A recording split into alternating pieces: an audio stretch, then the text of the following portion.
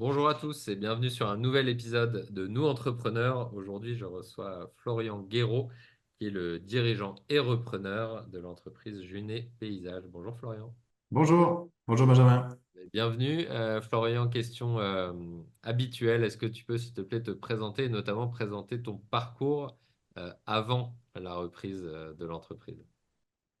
Alors bien sûr, mon parcours, avant tout un parcours de formation. J'ai suivi une formation d'ingénieur à l'INSEP Toulouse en génie civil et que j'ai complété ensuite avec une spécialisation en logistique et supply chain à l'ESSEC entre Paris et Singapour.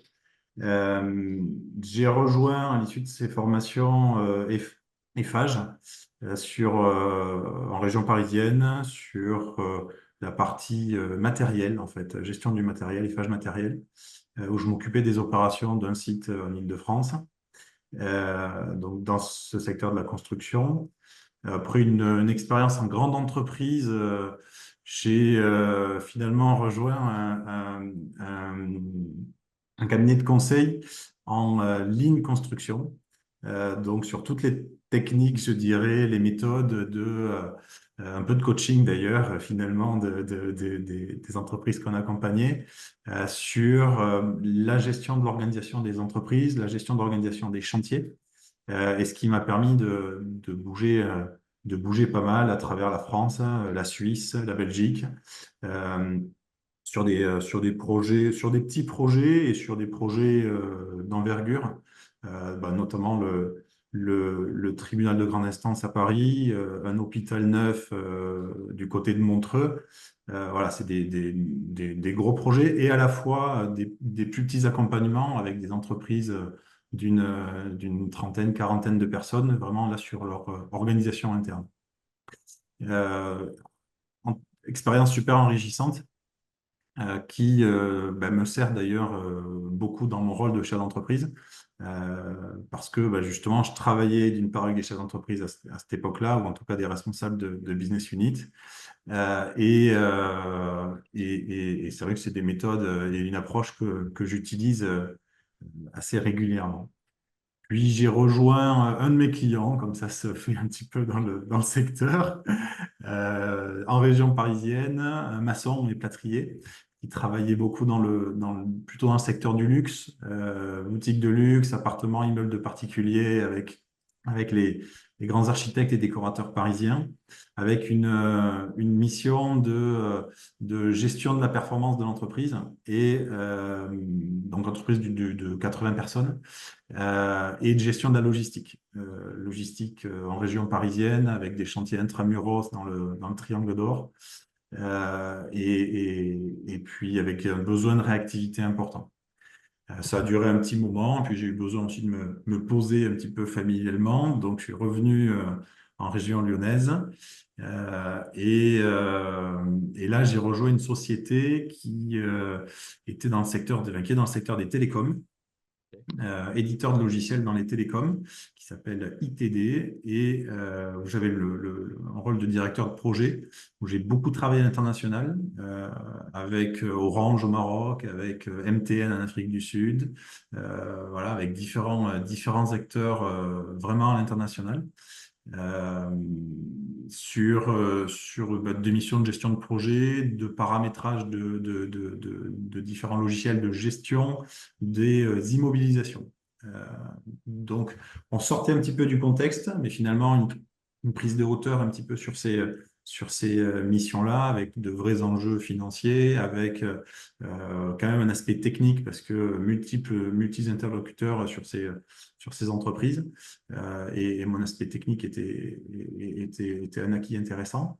Voilà, super expérience, hein, et j'avais depuis longtemps l'envie de reprendre une société, plutôt dans le milieu du BTP élargi, parce que ça reste mon secteur de compétences. J'ai eu l'opportunité de reprendre la société de mon beau-père, Ok. voilà, qui avait sa société de paysagiste, petite société, petite structure de trois personnes, mais existante depuis 1991. Avec son départ à la retraite, voilà, une opportunité se faisait. Ok, et alors j'aime bien revenir sur ce moment de bascule un petit peu. Donc, tu avais ce projet-là qui trottait un peu, mais il y en a pas mal qui l'ont et puis qui le mettent jamais ou pas tout de suite à exécution, ou tu aurais pu le faire avant. Est-ce que il y a eu ce déclic? Tu parles de retraite, mais est-ce que tu peux nous en dire un petit peu plus de ton côté, notamment qu'est-ce, qu'est-ce qui t'a fait sauter le pas? Ouais, c'est vrai que c'est un projet, ouais, j'ai toujours eu un peu cette approche entrepreneur. Déjà étudiant, j'avais monté et puis géré différents événements, dont un en particulier de ski dans les Pyrénées et qui était, ouais, sur lequel je m'étais beaucoup investi.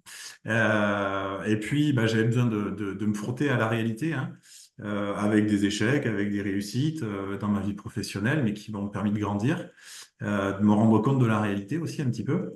Et j'avais aussi besoin je pense, j'avais besoin d'une certaine liberté. En tout cas, c'est ce que je recherchais, de pouvoir m'organiser et de pouvoir décider par moi-même et de décider aussi de ce que je voulais mettre en place pour mes équipes. Voilà,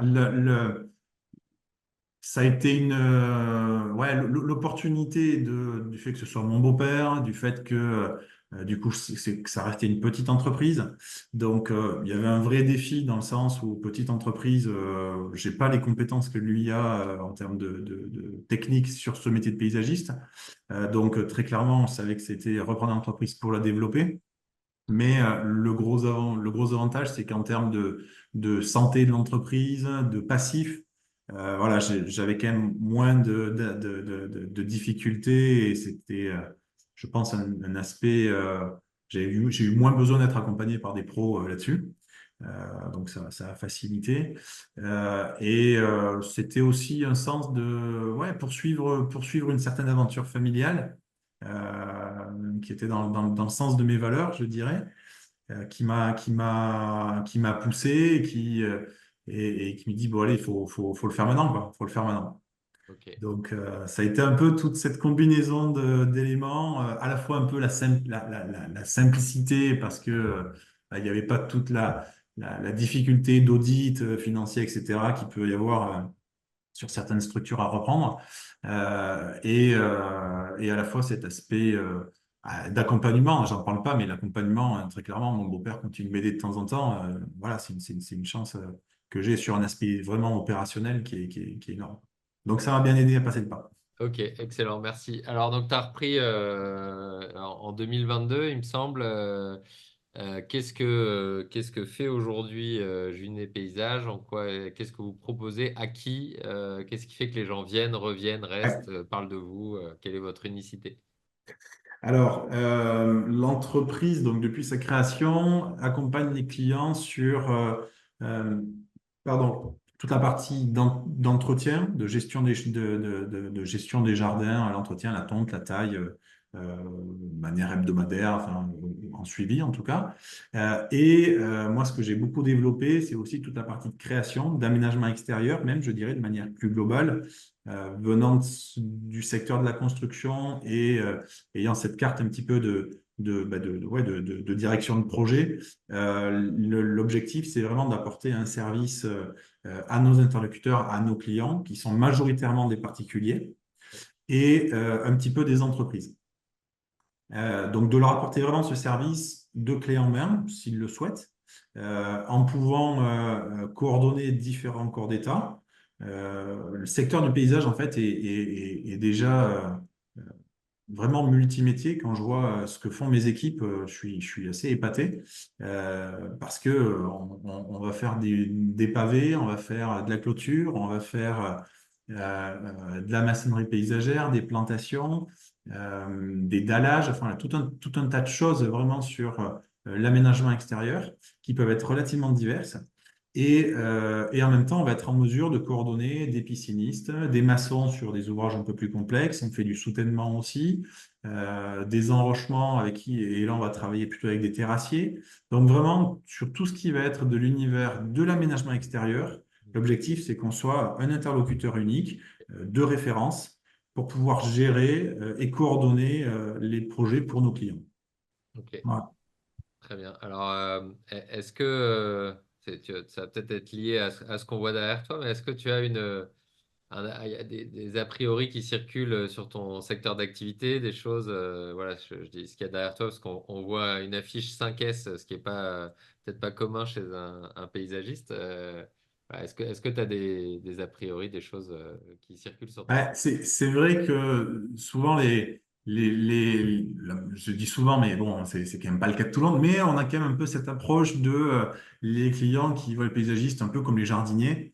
Euh, et alors c'est en effet une part de notre activité, mais ils s'attendent pas forcément à avoir un ingénieur en face ou en tout cas une structure qui travaille en effet sur l'amélioration continue, sur l'organisation des chantiers. Alors on le fait dans une certaine mesure, hein.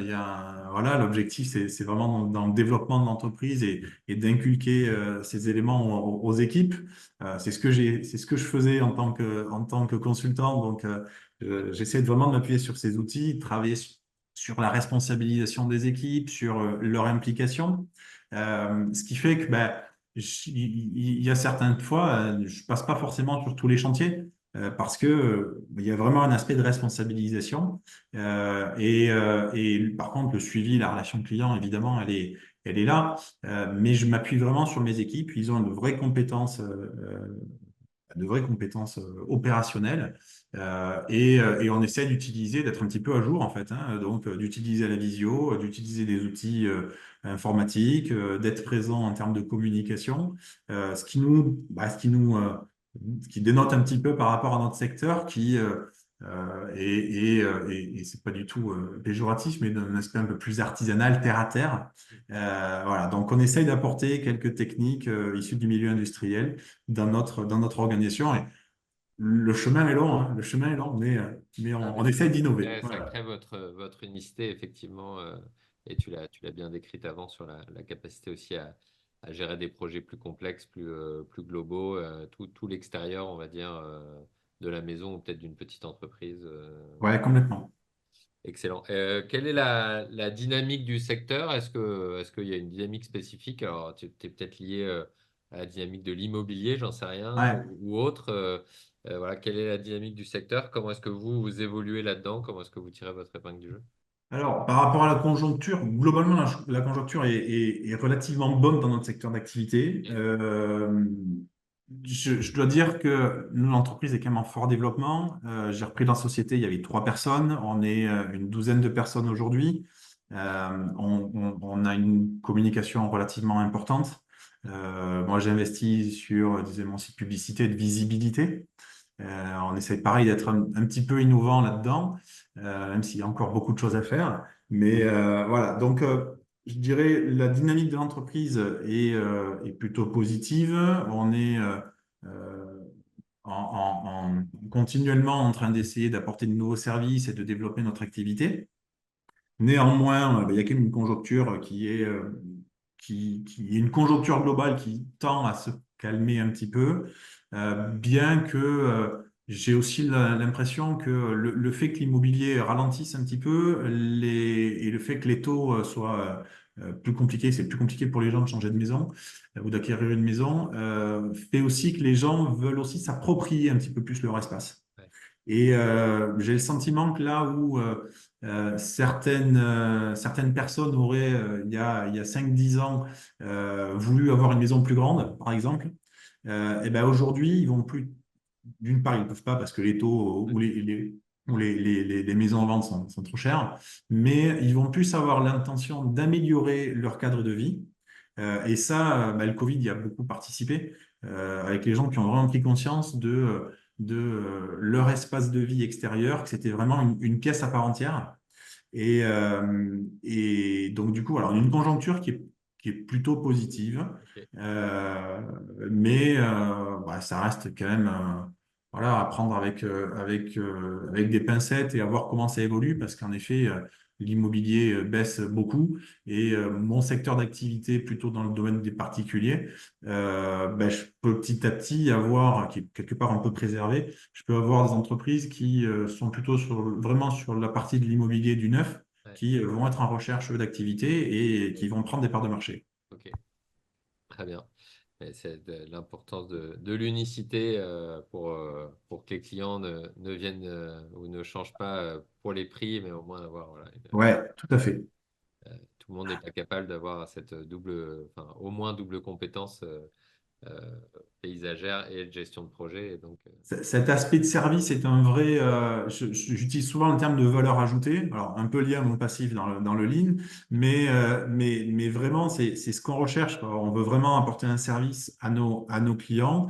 Et la valeur ajoutée, elle est valable à la fois pour mes équipes, que j'essaye de développer, et à la fois pour ce que l'on apporte à nos clients, quoi. On n'est pas du tout dans une approche de vendre pour vendre. Moi, je suis dans une approche beaucoup plus durable dans la relation client. C'est aussi ce que je suis venu chercher en reprenant une entreprise, en devenant chef d'entreprise, c'est avoir des aventures humaines, quoi. Donc, une relation avec nos clients, un accompagnement, un vrai suivi pour que ce soit autant agréable pour moi de venir bosser tous les jours que pour les clients de voir mes équipes. Et en fait, quand ça se passe ça. bien et quand ça se passe comme ça, ça se passe forcément bien sur les chantiers parce que tout le monde est dans une approche constructive et est là pour apporter de la valeur, quoi. Excellent. Alors, quelle ambition est-ce que tu as pour ton entreprise? Comment est-ce que tu vois le futur? Est-ce que c'est tu l'as déjà pas mal développé, mais comment est-ce que tu vois le futur de l'entreprise? Ouais.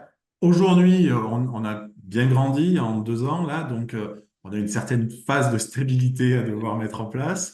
Je pense aussi une phase de stabilité structurelle, parce que forcément, on ne dirige pas une entreprise de 3 personnes comme on dirige une entreprise de 12 personnes. Donc, on a une étape là où il y a des process, il y a des organisations à rôder et à mettre en place. Euh, Ensuite, l'objectif, c'est d'être vraiment sur cette part d'activité-là que j'ai un peu exposée, d'être une référence sur l'ouest lyonnais et de pouvoir accompagner nos clients sur des projets globaux. En tout cas, d'avoir voilà, de pouvoir leur apporter ce service-là et d'être une vraie référence de, sur ce pan d'activité et voilà, que le premier réflexe ce soit hop, Julien Paysage. Ouais, Voilà, ça c'est l'objectif très clairement au niveau de visibilité, je dirais, de l'entreprise. Après, moi, parmi nos objectifs, c'est vraiment de développer mes équipes parce que je pense que ça passe par là. Euh, le gros de notre activité arrive aussi par le bouche à oreille. Il faut certes être visible, mais le bouche à oreille, il est là pour confirmer que ouais, c'est bien des gens de valeur et ils sont bien valables. Et ça, moi, je suis persuadé que ça passe par les équipes. Si les équipes se sentent bien, si les équipes ont les moyens de travailler, ça se ressent. Les gens sont en confiance et ça se passe bien, quoi. ok. Qu'est-ce que, qu'est-ce que ça crée comme évolution dans ton rôle de dirigeant? Parce que comme tu dis, tu as repris une entreprise où vous étiez trois, là, vous êtes une douzaine. Est-ce que toi, tu as vu ton rôle de dirigeant évoluer et est-ce que tu le vois encore évoluer dans les prochains? Ouais, complètement. Ce que je dis souvent quand je parle un peu de ça, c'est que c'est une course en avant, quelque part, le développement d'une entreprise, parce que on pense passer des paliers et réussir, commencer à maîtriser certaines choses. Moi, au début, très clairement, ça a été l'aspect un peu plus opérationnel, parce qu'il fallait que je sois sur les chantiers, et à la fois gérer et les chantiers et la relation client, les rendez-vous, etc.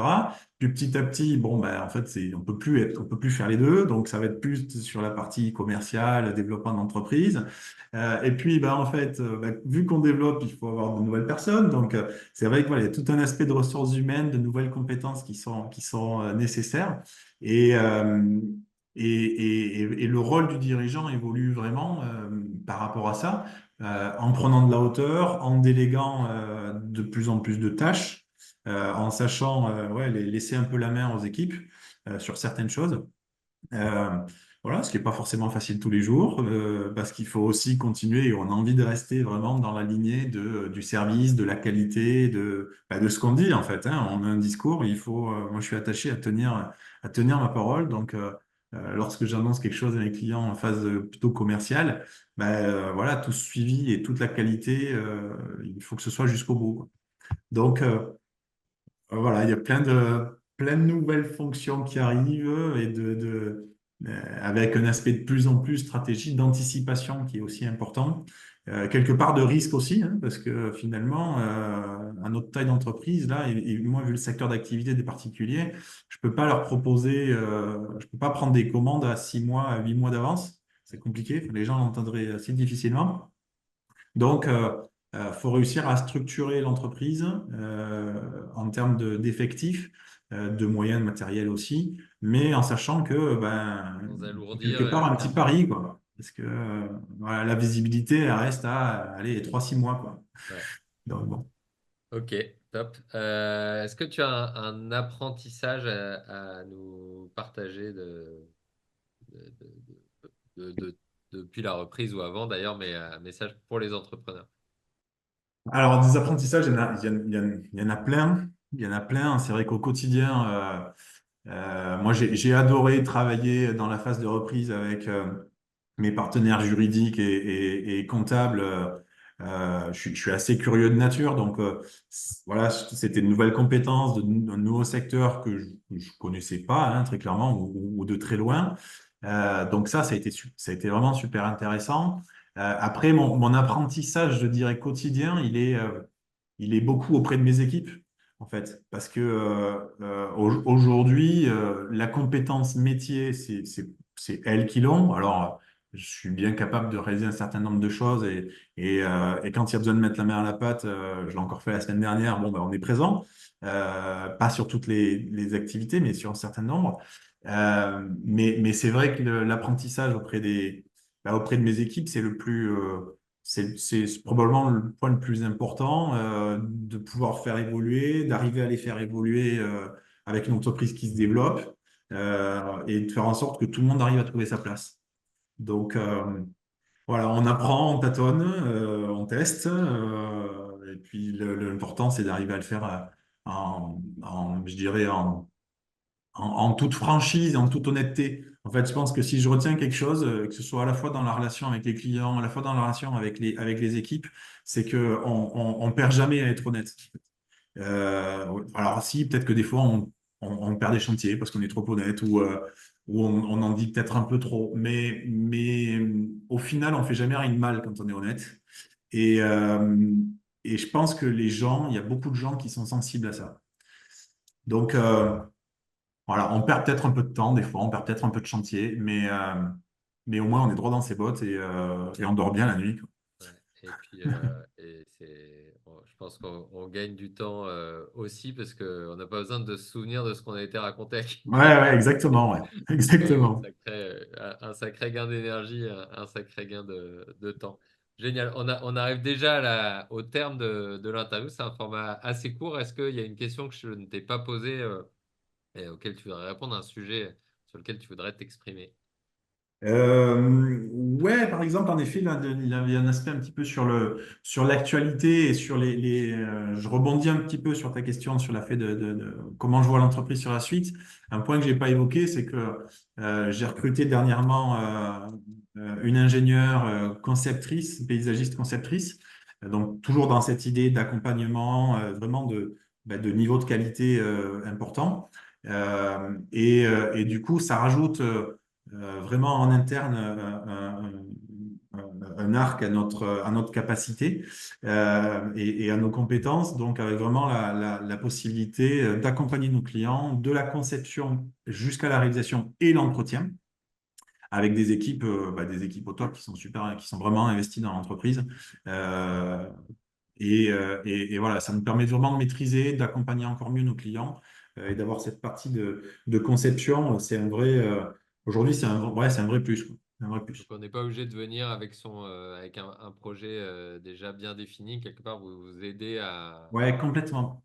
Complètement. Et voilà, vraiment dans notre rôle d'écoute, c'est évidemment bien d'avoir identifié ses besoins et ses usages, mais en tout cas, on a voilà, toute une formule sur la partie de conception pour accompagner les gens à bien identifier, à bien définir leurs usages et leurs besoins. Et ça nous permet surtout de travailler sur des budgets définis, en fait. Voilà, notre objectif, c'est de faire en sorte que les gens profitent de leur extérieur. Le petit slogan, c'est profitez de votre extérieur, on s'occupe du reste. Ben, c'est vraiment ça, c'est-à-dire que on est là pour faire un projet qui soit réaliste, qui corresponde aux attentes des gens, on va pas vendre des choses enfin, moi j'ai du mal à vendre des choses qui servent pas, je sais pas faire, et qui vont correspondre en termes de choix techniques, en termes de choix esthétiques, à la fois aux attentes et à la fois au budget. Donc, voilà, cette phase de conception nous permet d'avoir vraiment toutes les cartes en main pour répondre au mieux à nos clients. Excellent. Comment est-ce que on te contacte? Comment est-ce qu'on contacte l'entreprise? Alors, j'ai un site internet Ok. qui s'appelle junépaysage.fr et Ouais. sur lequel vous pourrez voir notre petite plaquette qui est disponible, un petit book en fait des différentes réalisations qu'on a faites ces dernières années et qui permet d'ailleurs de mieux cibler ce qui est capable de faire un paysagiste. Mm. C'est souvent une question qu'on a de nos clients. Et donc, il est accessible directement sur notre site web. Il y a un petit onglet pour nous contacter via le site web ou via la page Google. Vous trouverez assez facilement dans l'Ouest lyonnais Junet Paysage via mon numéro, le numéro du bureau, mon numéro de portable. On est joignable Super. pour répondre à vos attentes. Et Vos ben, on attentes. mettra tout ça en description de l'épisode aussi, Top. dans toute la vidéo. Génial. Florian, merci beaucoup d'avoir joué le jeu de l'interview, d'avoir partagé ton expérience, l'activité de l'entreprise. Et puis à très bientôt à tous sur un nouvel épisode de Nous Entrepreneurs. Ciao. Merci.